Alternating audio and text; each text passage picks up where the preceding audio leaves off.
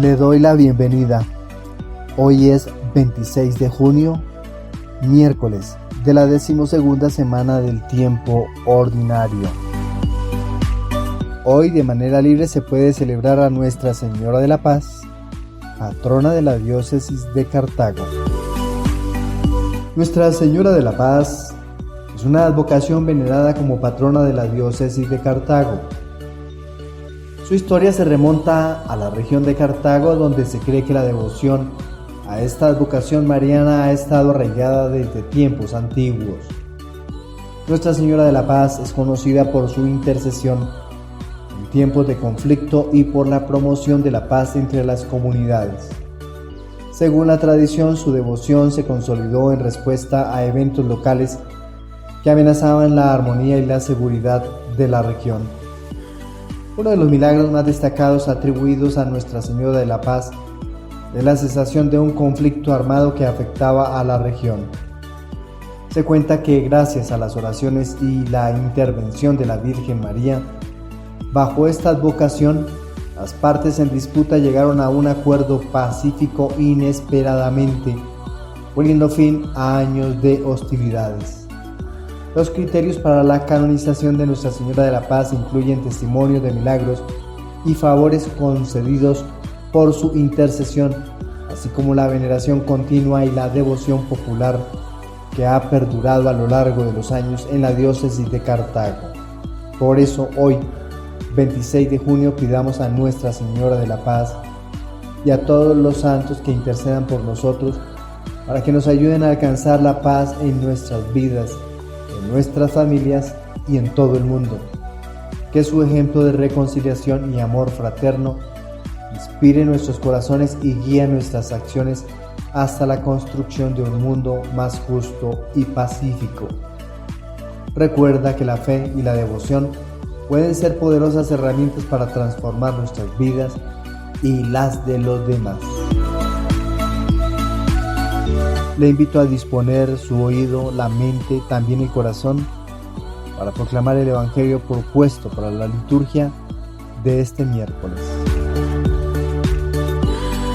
Les proclamo la buena noticia de nuestro Señor Jesucristo según San Mateo, capítulo 7, versículos desde el 15 hasta el 20. Jesús dijo a sus discípulos: tengan cuidado de los falsos profetas que se presentan cubiertos con pieles de ovejas, pero por dentro son lobos rapaces. Por sus frutos los reconocerán. ¿Acaso se recogen uvas de los espinos o higos de los cardos? Así todo árbol bueno produce frutos buenos, y todo árbol malo produce frutos malos. Un árbol bueno no puede producir frutos malos, ni un árbol malo producir frutos buenos. Al árbol que no produce frutos buenos, se lo corta y se lo arroja al fuego. Por sus frutos entonces ustedes los reconocerán. Palabra del Señor. Nuestra reflexión para el día de hoy. Le invito a hacer lectura de los textos bíblicos propuestos para la liturgia de este día antes de escuchar nuestra reflexión para una mejor comprensión de lo que aquí decimos.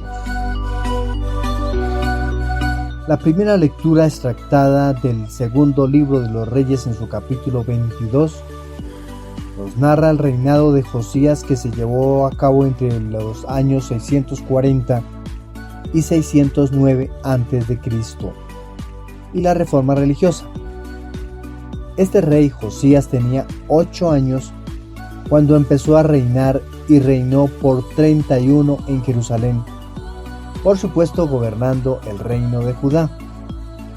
En el año 18 del rey Josías sería el año 621 aproximadamente. Este envió a su secretario Safán al templo a buscar a Hilquías, el sumo sacerdote, para que completara el dinero que debía entregar luego a los trabajadores que estaban en la construcción del templo. En el relato de hoy encontramos una descripción del hallazgo del libro de la ley, posiblemente el del Deuteronomio, la parte que posee la sección legislativa referente a la reforma de Ezequías y la alianza con Yahvé. El autor sagrado comienza a narrar los acontecimientos de este tema desde el año 621, aunque la reforma se haya iniciado en el año 629, no mucho después de la muerte de Asurbanipal, rey de Asiria, en el año 633, momento apropiado en que Josías adquiriría su mayoría de edad para hacerse cargo del gobierno. Y fue en el año 621 cuando apareció el libro en las excavaciones que realizaban en el templo. Parece ser que el libro fue escrito durante el exilio después del año 562 y el fin último era narrar la profecía y su cumplimiento. El libro fue leído solemnemente por el rey en el templo, habiendo convocado a todo el pueblo para confirmar la alianza con el pueblo. El pacto que tantas veces había sido quebrantado, Josías se comprometió a sí mismo a andar en pos del Señor e impuso una promesa similar al pueblo. Profundicemos más en el texto que hemos proclamado para este día. En este miércoles de la semana 12ª del tiempo ordinario, nos sumergimos en las profundidades del segundo libro de los Reyes, específicamente en los capítulos 22 y 23. Este pasaje nos traslada a una época de gran turbulencia en el reino de Judá bajo el reinado del rey Josías.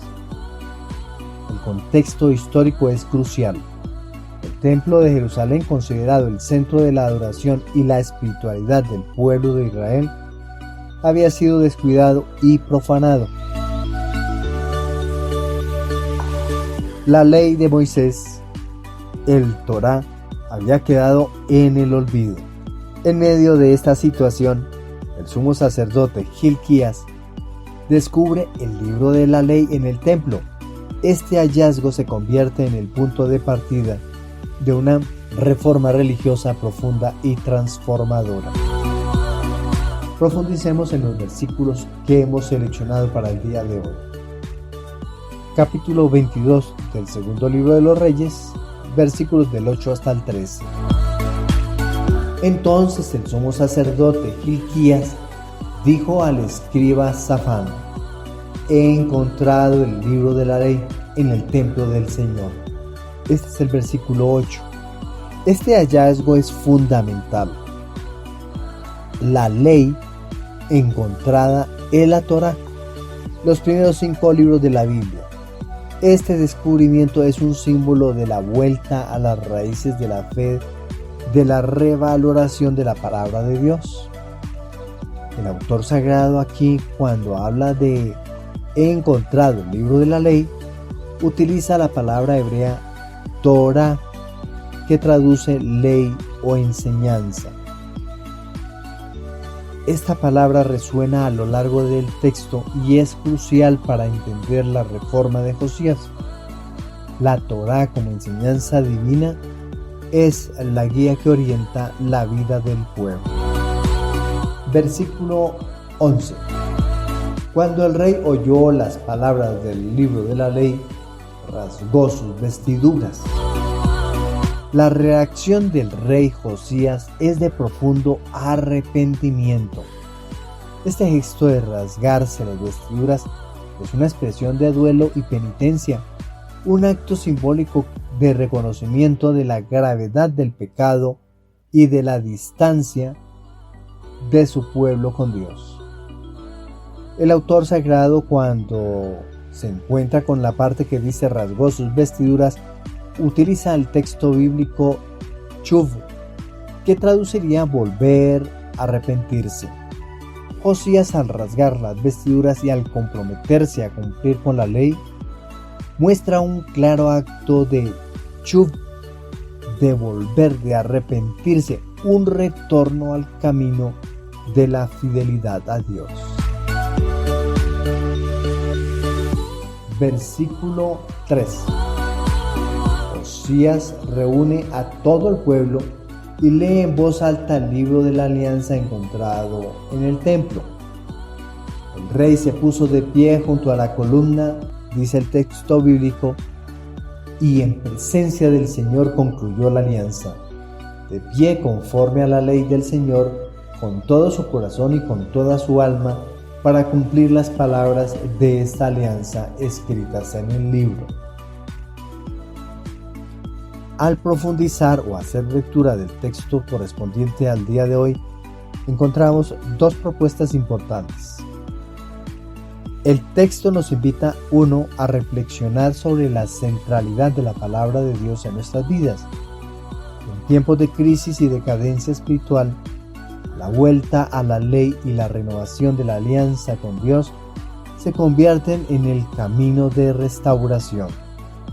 La palabra de Dios, cuando es redescubierta, tiene el poder de transformar y renovar. En el pasaje, el número 8 es significativo. El hallazgo del libro de la ley se produce en el año 18 del reinado de Josías, un número que en la numerología bíblica se asocia con la regeneración y el nuevo comienzo. Este hallazgo marca el comienzo de una renovación espiritual en Judá. ¿Por qué esta interpretación del número 18? El número 10 en este caso sería el decálogo, o la norma, o la ley, y el número 8 implicaría una nueva vida, un nuevo comienzo, una nueva oportunidad. San Agustín, en su obra Confesiones, nos recuerda la importancia de la conversión y del retorno de Dios. Él escribe: tú nos hiciste para ti, nuestro corazón está inquieto hasta que repose en ti. Esta cita nos invita a reflexionar sobre cómo, al igual que el pueblo de Judá bajo Josías, también nosotros necesitamos volver a Dios, a su palabra y su voluntad. Por eso, hoy 26 de junio, pidamos a Nuestra Señora de la Paz y a todos los santos que intercedan por nosotros para que, al igual que Josías, podamos encontrar en la palabra de Dios el camino de nuestra renovación. Que su ejemplo de arrepentimiento y fidelidad nos inspire a vivir en verdadera alianza con el Señor. Señor, que hoy, al igual que Josías, podamos abrir nuestros corazones a tu palabra y renovarnos por el compromiso con tu amor y justicia. Que nuestra vida refleje tu paz y tu verdad, y que al encontrar en ti nuestro refugio y fortaleza, podamos ser instrumentos de tu paz en este mundo. Amén. Ante esta propuesta que nos hace Yahvé en la primera lectura, le respondemos con el Salmo 118. Y vamos a acompañar cada uno de los párrafos correspondientes al Salmo de hoy con esta frase antífona: muéstrame, Señor, el camino de tus preceptos. El Salmo 118, titulado Caminando en la ley del Señor, es el más largo de todos los salmos y se distingue por ser un acróstico alfabético. De cada sección de 8 versículos comienza con una letra sucesiva del alfabeto hebreo. Este salmo es una meditación profunda sobre la grandeza de la ley de Dios y un clamor por la ayuda divina para obedecerla. Profundicemos en sus versículos. Versículo 33. Muéstrame, Señor, el camino de tus preceptos, para que lo siga puntualmente. Este versículo es una súplica para que Dios guíe al salmista en el entendimiento y cumplimiento de sus mandamientos. El autor sagrado utiliza la palabra hebrea derech, que significa camino. es clave aquí, simbolizando la dirección y la conducta que se espera del fiel. Versículo 34.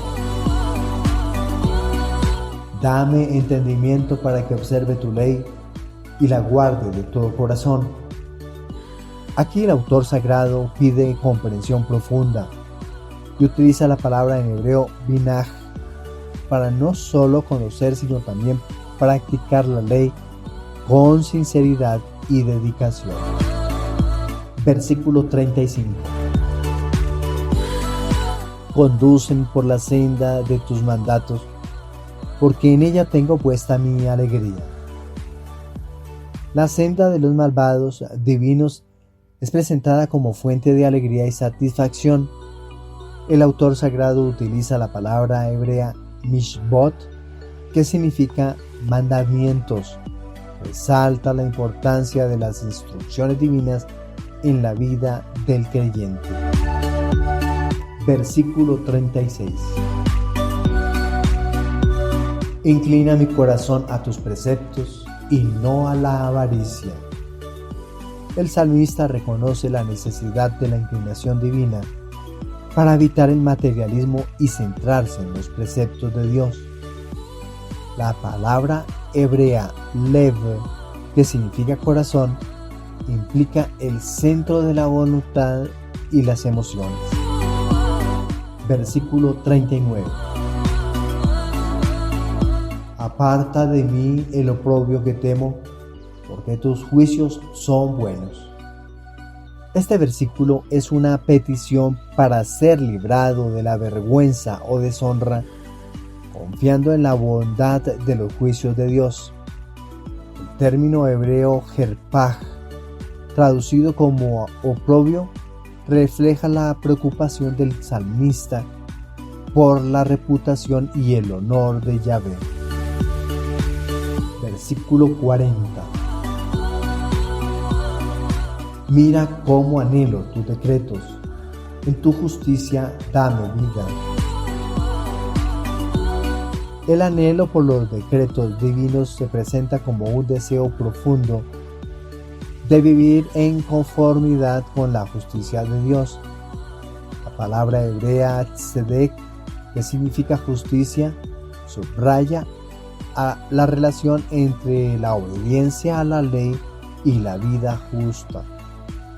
El Salmo 118 fue compuesto como una meditación y una guía para la vida piadosa, resaltando la centralidad de la ley de Dios en la vida del creyente. Su estructura y contenido indican un profundo respeto y amor por la palabra divina, probablemente originado en la comunidad o individuo devoto que buscaba vivir según los mandamientos del Señor en medio de desafíos y tentaciones. San Agustín, en sus escritos, aborda el Salmo 118 con una admiración profunda por la ley de Dios y su poder transformador. En sus exposiciones sobre salmos, San Agustín resalta la importancia de la ley como guía para la vida cristiana y la necesidad de la gracia divina para obedecerla plenamente. En relación a estos versículos, San Agustín destaca cómo el deseo de entender y seguir la ley de Dios refleja un corazón verdaderamente convertido y entregado a la voluntad divina. San Agustín dice: el Señor da la inteligencia no solo para conocer sus preceptos, sino para amarlos y seguirlos.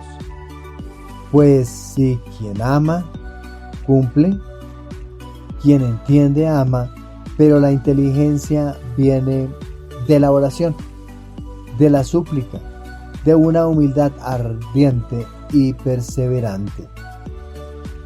Estos versículos estructurados del Salmo 118 nos invitan a buscar con fervor la guía divina en nuestra vida diaria. Al igual que el autor sagrado, debemos pedir a Dios que nos muestre su camino, nos dé entendimiento y nos conduzca por sus mandamientos. En este proceso, reconocer nuestra dependencia de la gracia divina es fundamental para vivir una vida plena en conformidad con la justicia de Dios. Señor, muéstranos tu camino y danos comprensión para seguir tus mandamientos con todo nuestro corazón. Inclina nuestro corazón a tus preceptos y líbranos de toda avaricia. Guarda de nosotros el oprobio y danos vida en tu justicia. Amén. La propuesta del Evangelio. La propuesta para el día de hoy es del Evangelio según San Mateo capítulo 7. Continuamos el discurso de Jesús en el monte de las bienaventuranzas. Y Jesús propone a los falsos profetas para anteponer a sus seguidores a quienes se les debe escuchar el mensaje que se avecina en el Evangelio acerca del mensaje del reino de los cielos. Jesús recrimina a doctores de mentiras que seducen al pueblo con apariencias de piedad, persiguiendo en el fondo fines inesperados, haciéndose pasar por el Mesías que está por llegar.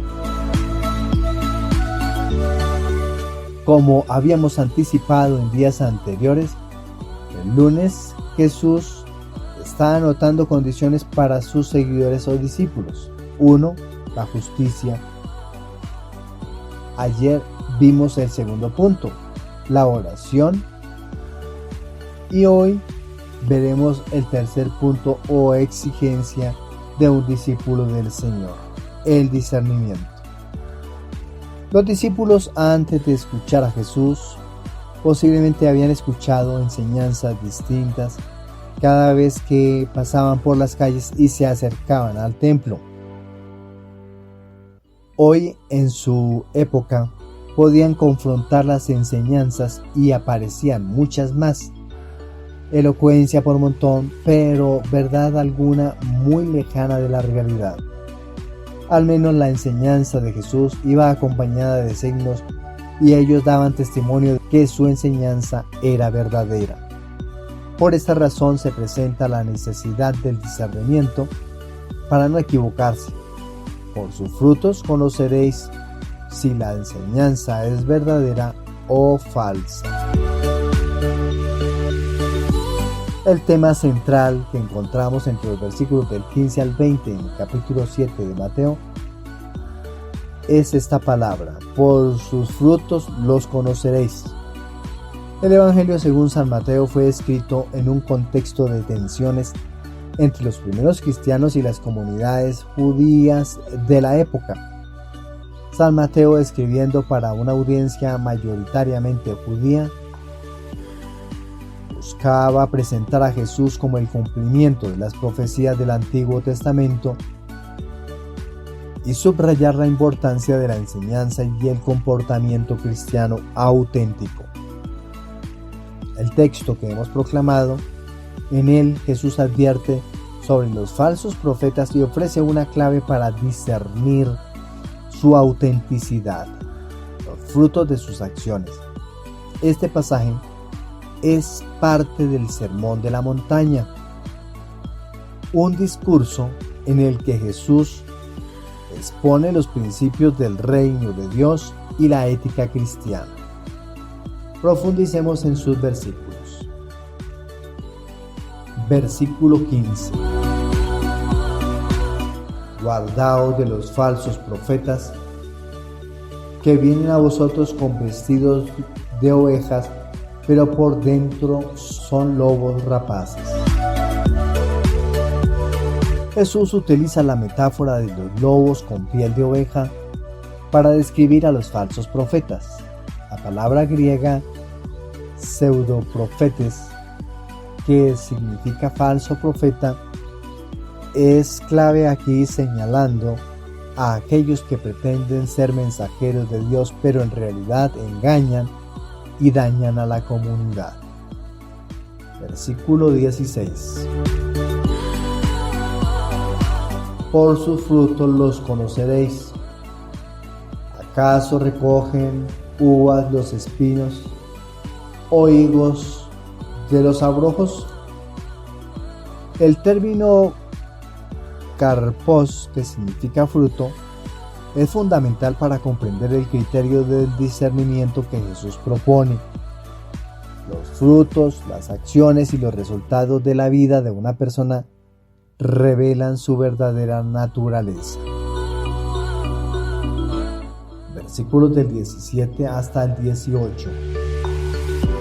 Así todo árbol bueno da frutos buenos, pero el árbol malo da malos frutos. Un árbol bueno no puede dar frutos malos, ni un árbol malo dar frutos buenos. Jesús establece un principio de correspondencia entre la naturaleza del árbol y la calidad de sus frutos. Esta analogía subraya que las acciones visibles de una persona reflejan su carácter interior. Versículo 19.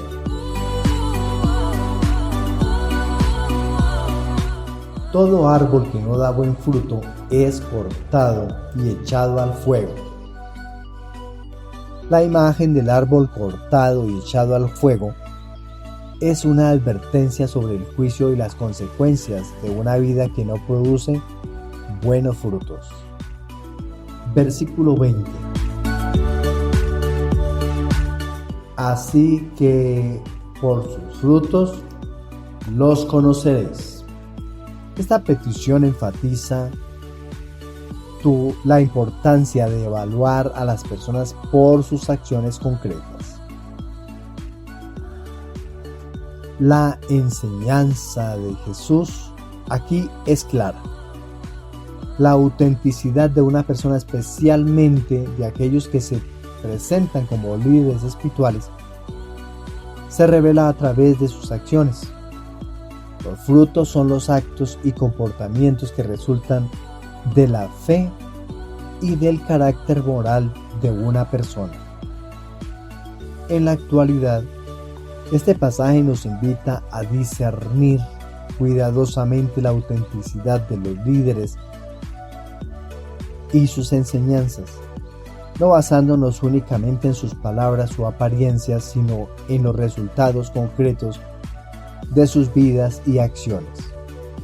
La evaluación ética y moral de nuestros líderes y nosotros mismos sigue siendo una práctica esencial para la comunidad cristiana. San Agustín, en sus comentarios sobre los Salmos, hace eco de esta enseñanza de Jesús al enfatizar la importancia de la coherencia entre la fe y las obras.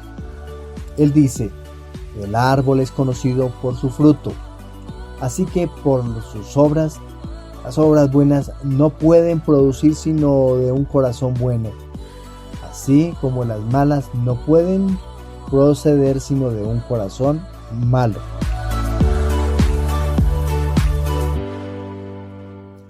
Había una vez un pequeño pueblo en el que vivía un agricultor llamado Tomás. Tomás tenía 2 árboles en el huerto.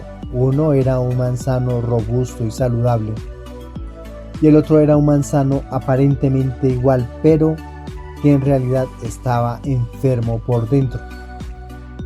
Cada primavera el manzano sano producía abundantes y deliciosas manzanas, mientras que el árbol enfermo producía pocas y pequeñas frutas, muchas de ellas podridas por dentro.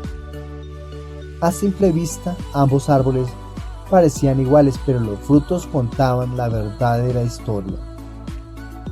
Un día, un joven del pueblo, deseando plantar su propio huerto, acudió a Tomás en busca de consejo.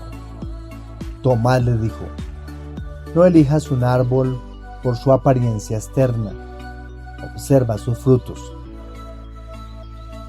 Un árbol bueno dará buenos frutos y uno malo frutos malos.